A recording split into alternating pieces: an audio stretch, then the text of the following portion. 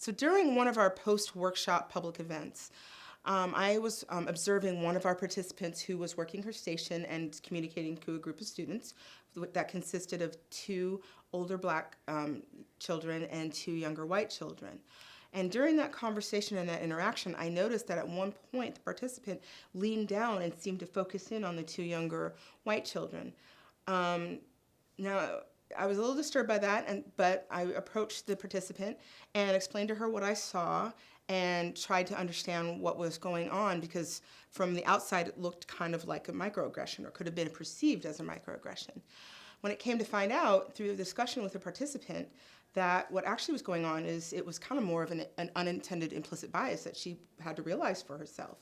She was used to working with small children and making sure small children were participating, and the reason she leaned down to talk to the small children was the older children were actually answering all the questions, and she wanted to engage the small children. And understanding that, I let her know kind of how it could have been perceived because of the dynamic that was going on with the two older black children and the two younger white children, and we discussed what would be solutions that would keep the space inclusive for everybody. And she just kind of reasoned using her new skills that, the best thing to do was probably have everybody lean down so that everybody could be included in the conversation, everybody could be heard, and everybody could contribute, and the space could stay equitable and inclusive, and everybody could participate.